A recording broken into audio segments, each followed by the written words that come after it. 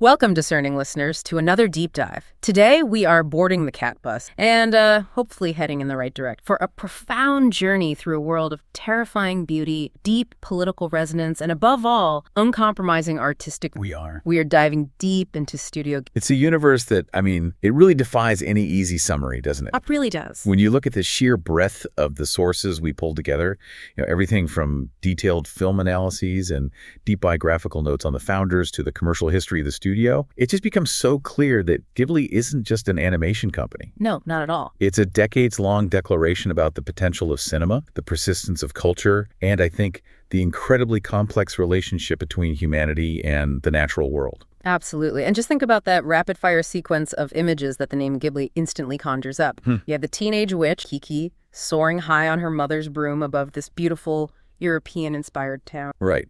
Or the silent giant robot who's been sleeping for centuries and then suddenly awakened to unleash this molten, indiscriminate destruction. And the two delighted, rain-soaked girls riding through the sky in a massive, grinning cat bus. And then the flip side of that joy, the horror of the parents, gorging themselves on a delicious but forbidden feast and literally transforming into these slobbering, greedy pigs. That emotional spectrum is really the key to their power, isn't it? It's all there. It is all there. Gods and monsters, yes, but also the visceral horrors of war, the quiet reflection of memory, childhood wonder, and the sheer overwhelming passion of life. They just refuse to operate within a narrow emotional band. So our mission today is to try and understand Ghibli's unique and frankly revolutionary place in cinematic. They somehow managed to prove with unprecedented commercial might outside of the Hollywood system that cinema can be true, complex art. And not just art for art's sake. No, art that touches on socialist principles, deep environmentalism, and high literature, but without ever distancing the mass audience. It touches the soul, retains artistic integrity, and crucially, they refuse to compromise their vision for market. And that idea, that concept of integrity, it's the engine of the entire enterprise. It's the reason Ghibli exists at all. Right. The studio was formally established in 1985 by the two legendary directors, Miyazaki Hayao and Takahata Isao, along with their indispensable producer, Suzuki Toshi. And the entire goal was a deliberate total break from the external studio pressures they had endured for years. Mainly at the Tredoga studio, right? Exactly.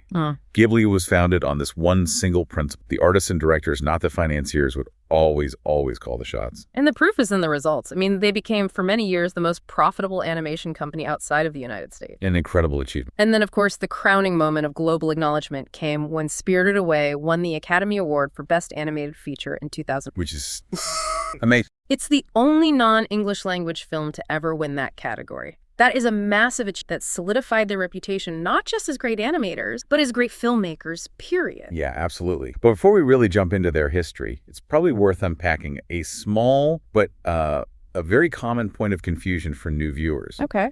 And that's just determining what actually is a Ghibli film. Because the founders' creative partnership was so long, a lot of films they worked on before 1985 are often mistakenly claimed to be Ghibli works. Okay, so let's look closer at those pre-Ghibli masks. We're talking about films like Miyazaki's sweeping environmental epic, Nausicaa of the Valley of the Wind from 1984.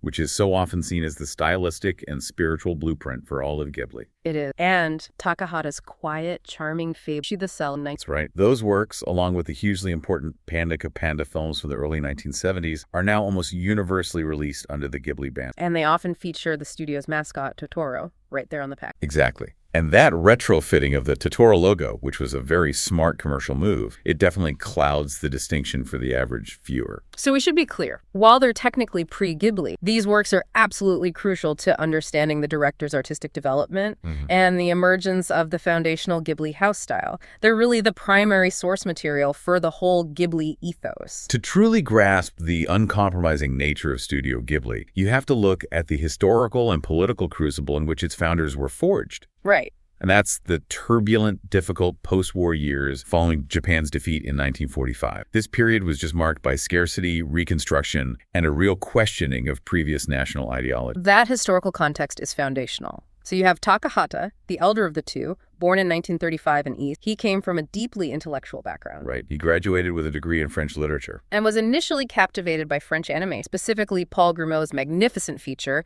Le Roi et l'Oiseau, or The King and the Mockingbird. And so he applied to the fledgling Touche Duga studio, starting his career in this very demanding, structured environment. And then you have Miyazaki, 6 years younger, born in Tokyo in 1941. He had a very different more technical set of influences. Very different. He was inspired by his free-thinking mother, a woman who spent long periods ill, an experience that many commentators cite as the emotional underpinning for films like My Neighbor Totoro. Which deals so beautifully with children coping with a mother's hospitalization. Exactly. And crucially, his father worked for Miyazaki and that instilled in young Hayao his lifelong deep obsession with flying. An absolute obsession, particularly with classic fighter planes and these unique, self-designed aircraft. This wasn't just a childhood fancy, was it? The sources note he continued designing planes for specialist modeler magazines even later in his career. It's an obsession that, obviously permeates films from Porco Rosso all the way to Wind Rise. So when Miyazaki finished university, graduating in political science and economics of all things, he followed Takahata into the factory-like environment of Tsuchiga,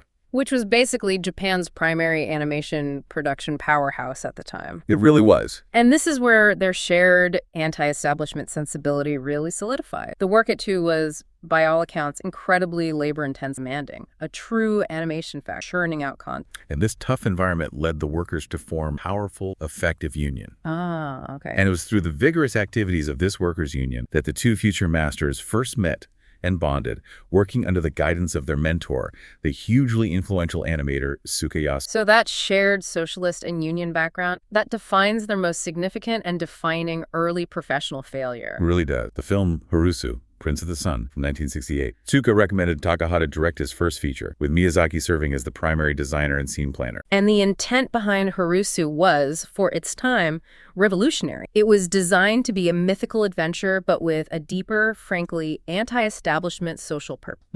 Moving far beyond the simple, purely commercialized stories that were so prevalent in children's cartoons of the era. And while Harusu was an artistic triumph, a sweeping, ambitious story reflecting contemporary political and social struggles, particularly around the student movement and workers' rights, it was a devastating financial flop. A total flop. The 2A leadership was furious, castigating the staff for what they saw as excessive artistry and a waste of time and money on non-commercial message. The socialist undercurrent of Harusu is key here, and it's why the sources make specific comparisons to Soviet cinema. Yeah, that's a fascinating connection. The film's content explicitly featured a cooperative village where survival depended on communal effort, rejecting feudal hierarchy. And the style of certain scenes even recalled the revolutionary montage techniques of Soviet directors like Sergei Eisenstein and Dziga Vertov, non-linear, intense, and focused on the collective rather than the isolated hero. That level of sophisticated, openly political messaging was just unheard of in Japanese children's animation at the time. Completely unheard of. And that financial and political failure, despite the artistic success, it led to Takahata's eventual departure, with Miyazaki following him later. But that shared experience, the understanding that artistry could be crushed by commercial calculation, that cemented their desire to seek total creative. So, even though their paths diverged occasionally after Touché, their collaboration continued to bear fruit. It did. Their first real breakthrough that found mainstream commercial success was the breezy, immensely popular Panda Kapanda films from 1970 and 19. This capitalized perfectly on the national panda craze that swept Japan following the arrival of a pair of giant pandas from China. And what's fascinating here is that the sources note this short episodic series was the direct story and design prototype for the later Ghibli master My Neighbor Totoro. It's such a clear line of lineage. The enormous, benevolent Papa Panda, his distinctive bellow, and the way the entire adventure is centered around a child, Mimi, who is totally delighted rather than terrified by the fantastic. All of that traces back directly to those early films. They were refining their ability to combine the fantastic with the mundane, which is really the cornerstone of Ghibli's magic. They continued fine-tuning their skills throughout the mid-1970s, notably on popular TV adaptations of classic European literature for Nippon Animation's World Masterpiece Theater. This was a period of rigorous professional development. Right. Takahata directed and Miyazaki handled design and layout on seminal series like Heidi, A Girl of the Alps, which became a huge success internationally, praised for its sweeping, naturalistic scenery and the vivid, believable animation of everyday movement. But the true genesis of Miyazaki's distinctive high fantasy style emerged in 1978 with the television series Conan the Boy. This ambitious science fiction fantasy adaptation saw Miyazaki take the director's chair for the first time, working again with Takahata and their mentor, Usuke Yasuo. And Conan is an absolute landmark series that really codified the Miyazaki aesthetic. It contains almost all the elements that would become his lifelong signature. What? A post-apocalyptic scenario, strong themes of hope and resilience embodied by the young protagonist, the omnipresence of beautiful, funk-flying, and designs that are very similar to those seen later in Laputa. Castle in the Sky. Exactly. It proved he could helm a major production that balanced action with deep thematic complexity. Yet, the ultimate catalyst for the actual founding of Ghibli, the moment that provided the crucial financial leverage, was Miyazaki's manga. Yes, Nausicaa of the Valley of the Wind. He had started drawing it when his animation workload slowed down, and the success of the manga, published over many years, was just unqualified, both commercially and artistically. And that finally persuaded the magazine's parent company to bankroll a modestly budgeted anime adaptation. And the production of the Nausicaa film was a pivotal moment. It brought in key future Ghibli personnel, including the legendary composer Joe Hisaishi and producer Suzuki Toshio. Who, as we'll discuss, was absolutely key to navigating the commercial waters. And its immense critical and commercial success finally provided the financial backing and confidence needed for the next critical step, creating an animation studio where the artists Miyazaki, Takahata, and Suzuki could operate without comp. And that studio, named after the Italian word for the hot desert wind, was Studio Ghibli. It's so easy, looking back now at Ghibli's global dominance, to see them as this unstoppable, guaranteed success. But the financial tightrope they walked in the early days was astonishingly thin. Oh, it really was. The idealism that drove their founding philosophy, the commitment to treating employees as artists, offering full salaries, health benefits, and continuous employment. And crucially, producing all work domestically in Japan rather than outsourcing for cost savings. All of that came with a huge price tag. Quality meant high cost and extraordinarily long gestation times for their features. I want to zero in on that. Given their history of fighting for workers' rights at Tuche, they were essentially building a utopian, artist-run organization. Yes. But that choice, prioritizing ethical labor and quality over cost control, meant that the sources explicitly state a single box office failure in those early years could have been enough to end the entire enterprise. It could have. That is a staggering financial gamble for an idealistic principle. It was a massive gamble. The first films released under the Ghibli banner, Laputa, Castle in the Sky in '86, and that incredible double bill of 1988, Grave of the Fireflies, and My Neighbor Totoro. Right. They did reasonably well critically and built their reputation, but they weren't the colossal guaranteed blockbusters needed for immediate financial buoyancy. They were essentially operating project to project. So how did they pull through that initial phase? Where did the financial security, what the sources call buoyancy, finally come from? It arrived in two distinct waves. First, the success of Kiki's delivery service in 1989 provided a major domestic box office hit. And second, and perhaps even more significant in the long run, was the unexpected, massive, and continuous revenue generated by merchandise sales from My Neighbor Totoro. Now that's a fascinating paradox. The studio was founded on artistic integrity, yet its very survival was guaranteed by the success of consumer product. Was that not potentially a compromise to their core artistic vision? Well, they mitigated that risk through meticulous control, which is the key distinction. Ghibli eventually took tight control of those licenses.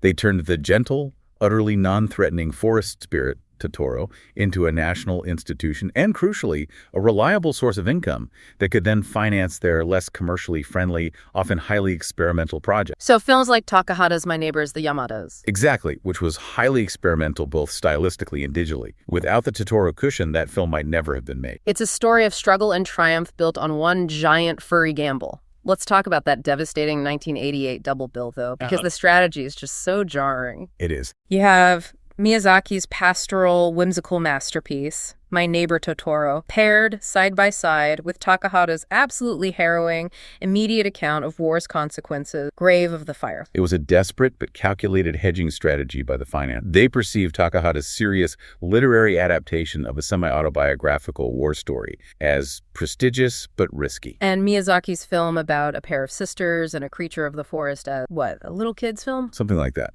So they bundled them, and the result was nearly 3 hours of profound, conflicting emotional experience for the audience. The anecdotal reactions were highly memorable. I think Takahata himself noted the cognitive dissonance. He did. Stating that audiences who saw the whimsical Totoro first often felt so emotionally drained or just perplexed by the juxtaposition that they simply didn't want to stay to finish dramatic Fireflies. And yet the soft power of Totoro, despite its rocky start, eventually won out, ensuring Ghibli's longevity and becoming the studio's official, instantly recognizable mascot. Ultimately, the studio's success and survival stem from their absolute commitment to artistry, which ensures their work's timeless. They fundamentally rejected the Western perception, prevalent in the 1980s and 90s, that animation is only suitable for lighthearted children's content or the family market. That's right. They use anime as a medium for sophisticated, complex narratives across the entire dramatic spectrum. Sweeping high fantasies, quiet, reflective, real-world dramas like Only Yesterday. Detailed biopics like The Wind Rises and films that experiment wildly with digital techniques. And their commitment to quality is what future-proofs their content, even when they tackle new technology, like the subtle CGI used for water and tracking shots in Spirited Away, or the more expensive use of digital tools in Earwig and The Wit. The core commitment to the handcrafted pencil and paper feel remains paramount. Always. Their work rarely looks like a fleeting technological trend because the foundation is always built on meticulous drawing and animation principles. So, now we arrive at the heart of the matter, the Ghibli universe, because despite the often dramatically different stylistic choices between Miyazaki and Takahata, there's a coherent and deeply political worldview that binds all their films together. There is. It's driven by a powerful set of recurring thematic motifs. And the most consistent unifying theme has to be the environment. Undoubtedly. Or, more precisely, the nuanced, complex, and often destructive way that mankind interacts with nature. Earth is frequently portrayed not as a background, but as a living, connected system, a conscious entity suffering from human short-sightedness and ignorance. It's important to stress that this is far from a simple Luddite message where it's just nature is good and technology is bad. No, it's much more sophisticated. They explore the dilemma from multiple morally complex angles. Nasque of the Valley of the Wind, for example, shows the devastating consequences of global pollution, yet even the small surviving communities are still utilizing machinery and advanced flight technology in their desperate attempts to survive. And then you can contrast that large-scale devastation with the sheer, immediate pastoral harmony you see in My Neighbor Totoro, where respect for the environment and its spirit leads to deep connection and reward. But then you have the most nuanced conflicts, specifically those set around industrial development. This is where the critique of industrial civilization gets really Especially in Princess Mononoke. Exact. Lady Eboshi's ironworking factory, Irontown, is a force of forest destruction. Yeah, but the people who work there are portrayed as a good, tightly knit community. Absolutely. The sources note that these women were often marginalized individuals, prostitutes saved from brothels, lepers given employment, the ostracized given a home. Their labor is portrayed as useful and noble craft, creating a working class solidarity drawn straight from the founders. But, and this is the key the product of that work, the iron and the weapon, is fueled by the deliberate, relentless destruction of the forest. So it places the very idea of social progress in direct tragic conflict with the natural world. It does. The technology isn't inherently evil, but its application, driven by this expansionist ideology, that's the corrosive force. And the consequences of unchecked human consumption are often literalized into this visceral karma. In Ponyo, on the cliff by the sea, the ocean is just clogged with plastic waste and debris, nearly causing Ponyo's downfall. Trapping her in a discarded jar, a very visible sign of human. And of course, the classic example, Chihiro's parents in Spirited Away. Their greed, their gluttony, their complete lack of respect for that abandoned roadside. It literally transforms them into devouring pigs. It's instant, visual, and entirely deserved metamorphosis based on the sin of... Now, when discussing the consistent motifs, Miyazaki's signature, perhaps above all others, joy of flight. Oh, yes. It consistently represents an ideal of freedom, unrestricted by the petty conflicts and gravity of the world below. It allows for some of the most exhilarating animation in cinema. His love of aeronautics is everywhere. The flying machines are omnipresent. The mechanical wasp-like flaptors in Laputa, Porco Rossa's Crimson Seaplane, which is an almost religious object of beauty for Miyazaki. And the runaway dirigible in Kiki's Delivery Service. Even his most serious historical film, The Wind Rises, is ultimately a meditation on the beauty and form of aircraft design. And it's not just machines. The worlds are filled with flying creatures. The huge insects of Nausicaa, the dragons in Spirited Away, and Totoro himself, often seen soaring through the night sky. And these creatures frequently fly with human characters, allowing them to gain a different, elevated perspective on the world. It recontextualizes their problem. This theme is intrinsically linked to the central protagonist itself, the child or the young adult. They are central because they possess a specific crucial emotional faculty. They are more open to fantastical worlds. They're more spirited and, crucially, more resourceful. Yes, they often face danger willingly, precisely because they haven't yet developed the adult faculty to fully recognize or calculate the threat. Like Mimi in the early Panda Ka Panda films, who is literally delighted at the thought of meeting a burglar and treats him like a new pet. Right. The lack of cynicism is key. The child, therefore, holds a privileged viewpoint that the average adult who is blinded by rigid logic and rational concerns cannot access. That's a great way to put it. In My Neighbor Totoro, Tatsuo, the father, never denies his daughter's fantastic story. He's a rational, loving anchor for them. But as a rational working adult, he has no direct access to the spirit world himself. It's the children and the very old-like Kanta's observant grandmother who are closest to Totoro's mysterious natural realm. So the concept of change, or metamorphosis, is another vital element. It serves as this powerful visual display of a character's internal emotions, their state of mind, or their well-being. It's rarely just a magical plot device. No, it's applied both dramatically and subtly. Sophie, in Howl's Moving Castle, is cursed and transformed into an old woman, but the physical change waxes and wanes. It's simultaneously brought about by her own profound lack of self-confidence and self. When she's courageous, she temporarily reverts to youth. Similarly, Ponyo's appearance, as she physically wills herself into human form to find Susie, it reflects the depth of her fatigue and emotional state. Metamorphosis is a visual gauge of internal health. Then there's the complex use of anthropomorphism and zoomorphism, which often carries deep cultural meaning far beyond just cute talk. Right. Think of Porco Rosso's Marco, who chooses to zoomorphize a bipedal pig, physically removing himself from the human realm because he declares he'd rather be a pig than a fascist. Or a corrupt, self-interested human being. And in Takahata's masterpiece, Pompoko, the tanuki, the raccoon dog, they shift their level of anthropomorphism based entirely on their immediate needs and state of mind. They do. They move from realistic quadruped depictions to stylized anime figures and eventually full human form, solely as a survival mechanism against human development. And this is where the humor and mythology blend so seamlessly. Right, the humor. The sources delight in describing how their famous mythological anatomy is leveraged for various use: parachutes, bouncing weapons, disguises, all highlighting their complex, chaotic, and often hilarious relationship with their natural. This brings us to the deep-seated spiritual roots of the Ghibli universe. The world is just saturated with Japanese Shinto and Buddhist elements, even when they are not explicitly named or labeled. So to clarify for listeners, Shinto is the indigenous animistic religion of Japan, centered on respect for nature. And the idea that kami spiritual presences reside in all things, not just temples. This is not the same as the Western concept of magic, which often implies a force that controlled or exploited. Kami are simply present, inhabiting the world. And this belief explains the constant powerful presence of spirits in nature. You see it in the little clicking tree spirits, the kodamas, and the powerful ambivalent forest god, Shigan Princess Mononoke. We also see the complex taxonomy of the presence of obe, transforming spirits like the kitsune or the shape-shifting tanuki. And yukai, the odd spirits, like the one-eyed umbrella Karakasa seen in that spectacular parade Pompoko. And Buddhist elements appear as well, adding another layer of depth. Most notably, the Jizu statue's stone guardians who protect children and travelers are visible in the rural landscape of Totoro. And the visually stunning ink and watercolor conclusion of Takahata's The Tale of Princess Kaguya, where the Amida Butsu descends to take Kaguya home. It strongly recalls traditional Buddhist iconography and the concept of a spiritual home. So the founder's powerful background in labor union activity is consistently reflected in the community dynamics across the films. Absolutely. Survival in the Ghibli universe rarely hinges on isolated, super-heroic action. It almost always depends on community cooperation and the collective. The examples are compelling and direct. Look at the struggling miners in Laputa, Castle in the Sky, the Working Women's Collective in Irontown, and Princess Mononoke. And the highly cooperative Valley of the Wind Tribe in Nausicaa. They all survive not through military might, but by working together against existential threat establishment, whether it's industrial warfare. And this communal focus also ties into a profound philosophy about the value of work,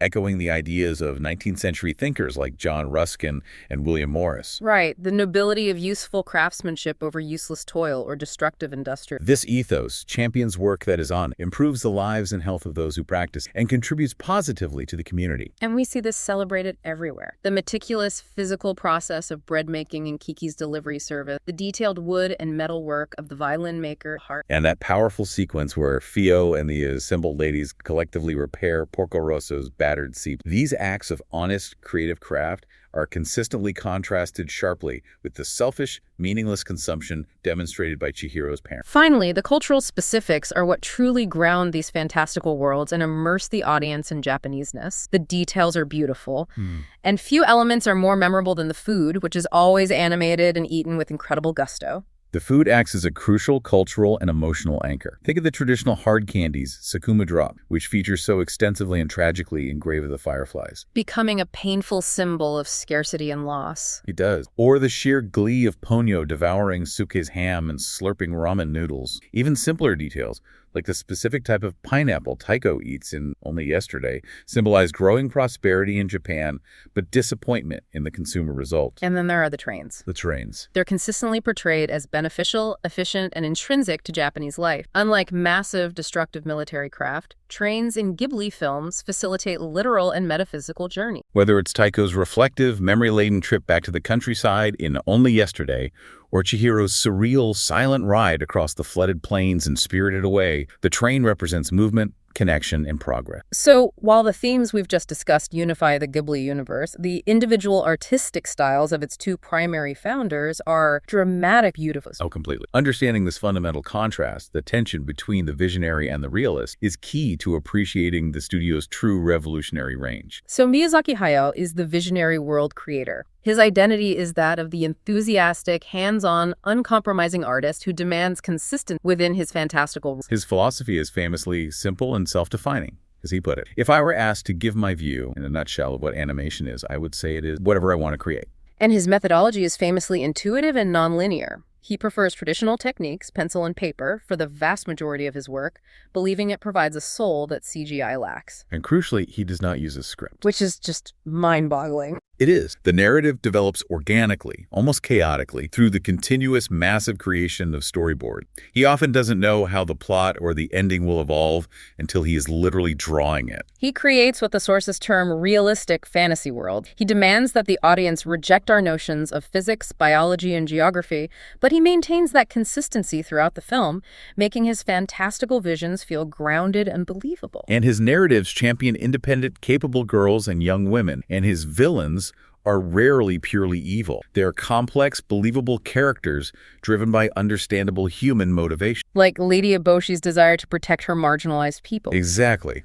And a core part of his style is the animation of movement, particularly wind and flight. For Miyazaki, wind is not just atmosphere. It is life, a moral force. It's the life-giving force in Nausicaa, the driving energy behind Kiki's broom, and the source of beauty in The Wind Rises. His animation is characterized by a kinetic energy, always pushing forward into the unknown. So you contrast that sharply with Takahata Isao, the experimental perfection. He was known to his friends as Paku-san, but in Miyazaki's witty, if slightly exasperated description, he was the descendant of a giant sloth. Which was because of his incredibly slow, meticulous pace and relentless pursuit of artistic perfection. Their methods were complete opposites. Total opposites. Takahata was the intellectual director. He synthesized diverse information, was intrigued by critical thinking, and often adapted literary work, grounding his films firmly in the real world. Referencing deep Japanese culture, folktale. And he started with a precise literary script and meticulously worked backward. And his style is characterized not by that kinetic energy of flight, but by the focus on mundane, naturalistic observation. He was a master of animating the subtle realism of daily life.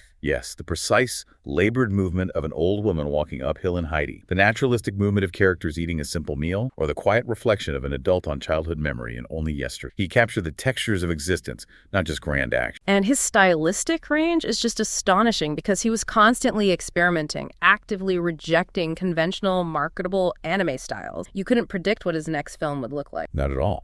Compare the somber, intensely realistic, hand-drawn feel of Grave of the Fireflies to the all-digital, sketchy, newsprint imitation style of My Neighbors the Yamada. Let's zero in on that distinction. In My Neighbors the Yamadas, he used computer technology, ironically, not to create super smooth motion. No, but to intentionally mimic the raw, rough texture of the original comic strip's sketchy feel. He was specifically rejecting the polished, beautiful look of traditional cell animation that Ghibli was famous for. And then you look at his final film, The Tale of Princess Kaguya. It was rendered in a breathtaking ink and watercolor aesthetic, mimicking ancient storybook prints with fluid, unconstrained lines that capture pure emotion. No two Takahata films look the same. It's a testament to his uncompromising experimental approach. But that unrelenting experimentation and perfectionism came at a severe commercial cost, though. Timing. His process often caused massive delays. The sources note that he had never delivered on time or on budget. Never. Princess Kaguya famously took 6 years to make, halting the planned double bill with Miyazaki's The Wind Rises. This is a clear demonstration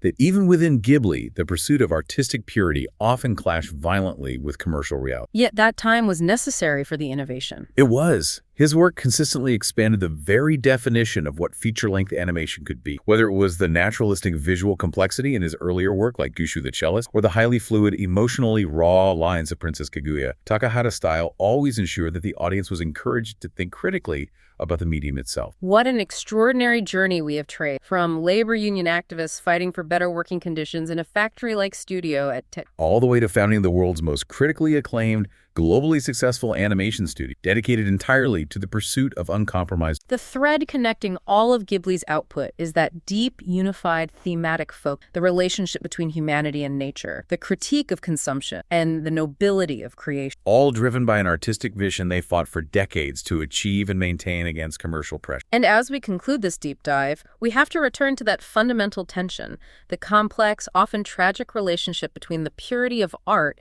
and its real-world application. Especially through the lens of Miyazaki's later, deeply reflective work, The Wind Rises. This film, detailing the fictionalized life of Horikoshi Jiro, the brilliant engineer and designer of beautiful Mitsubishi aircraft, faces a profound, harsh reality. A very harsh reality. Jiro's engineering genius created exceptionally elegant, structurally perfect flying machines, works of immense beauty. But those creations were inevitably turned into tools of warfare, becoming the Zero fighter planes used for destruction. Miyazaki called this devastating paradox the cursed dreams of designers and creators. He said, "You know people who design airplanes and machines. The winds of time eventually turn them into tools of industrialization, animation." And that raises an important final question for you, the list. Studio Ghibli succeeded precisely because of its radical, uncompromising artistic integrity. But does that dedication to truth and beauty, that commitment to the handcrafted medium, truly protect their creations from the winds of time? From misinterpretation, appropriation, or use by the very systems they critique? Or does every great piece of art, every beautiful invention, inherently carry the potential for unintended and sometimes tragic consequences in the messy human world? It is a question Ghibli itself seems to wrestle with every time a new masterpiece takes flight.